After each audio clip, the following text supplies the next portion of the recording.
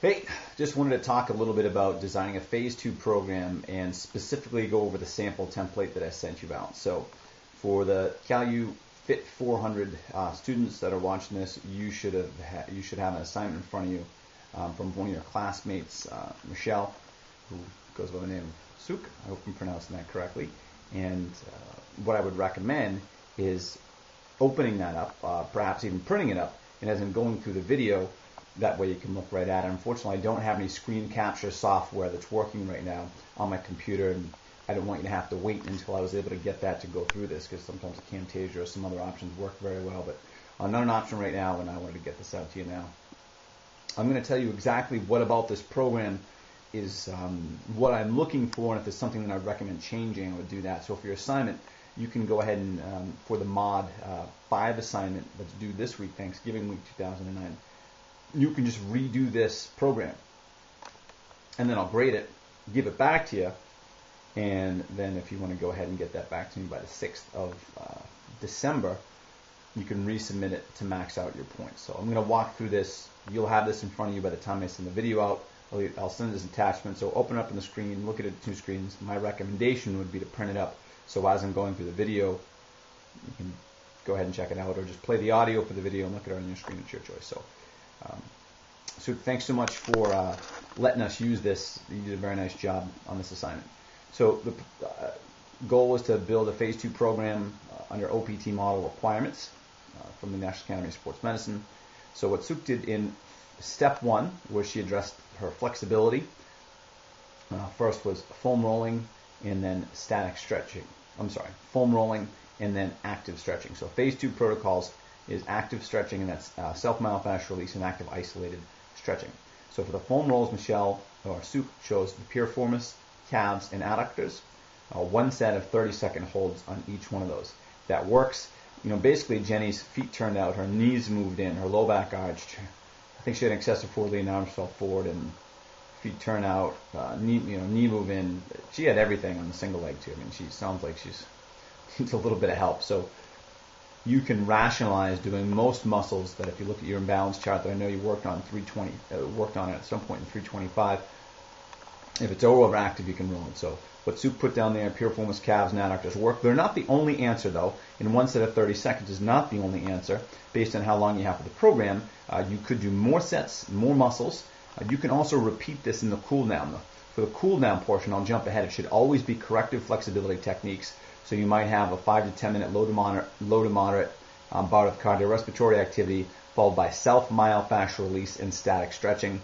You can do the exact same muscles that you did in the warm-up, if those are muscles that are chronically tight, or just muscles that you use more in the workout, or just get creative for your rationale behind that. But that's the foam rolling. For the stretching, she has active isolated stretching, and as part of a Phase 2 program, that's correct.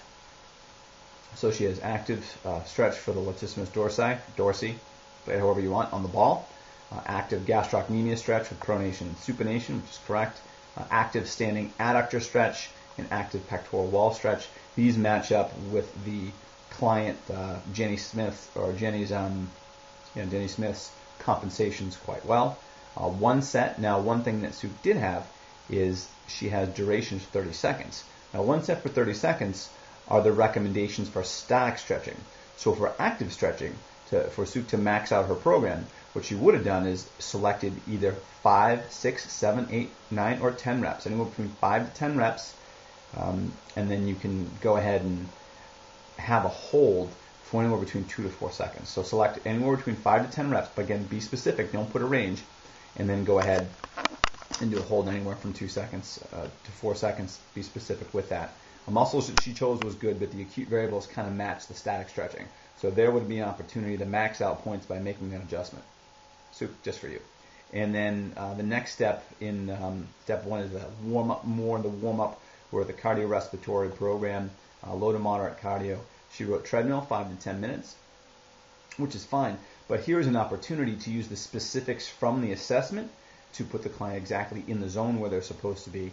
And even if you wanted to be creative and put the speed on a treadmill or incline or resistance, and I know that you're not going to really know most of these things until you actually go through a session with the client to figure them out. But if you did put the zones, that would be great. based on the cardiorespiratory assessment where you would have them. And this is just a low to moderate cardio warm-up. If you did want to put the entire cardio program here, you could. Endless variations on program design. Okay, step 1, looking good. Just adjust the acute variables for the active isolated flexibility and provide more details in the cardiorespiratory program. So step 2, core training. We're looking at strength level exercises for the core where there's movement of the spine. There's 2 sets of 12 reps of the ball crunch at a medium tempo with 1 minute rest, 60 seconds rest in between. That works completely fine. One thing I would like to see instead of a medium tempo is if you could be more specific. So 2-0-2, 3-2-1, 4-2-1. I know 4-2-1 is slower and 2-0-2 is maybe medium or 1-1-1, but whatever it is that you want the client to do, put a little thought into it and then let me know. That would be my preference, is that we get as specific as possible. I know that I'm about 6 minutes into this video, so I'll probably get through step 1 and step 2 here. I'll stop it and I'll have a second video that will cover the rest of the protocol, the rest of the program. Second core exercises are back extensions, 2 sets, 12 reps. That fits for the protocol. 60 seconds rest. The tempo is medium. Again, specifics on the acute variables for the tempo will be perfect. Next, we move on to balance training, where we're not holding isometrically. We're focusing on the strength of the prime movers or on the hip, knee, and ankle. We have movement at the stance leg. She's chosen a single leg squat and step up to balance, both appropriate exercises for a phase 2 program or the strength level of balance training in the OPT model. She's done 2 sets of 12 reps.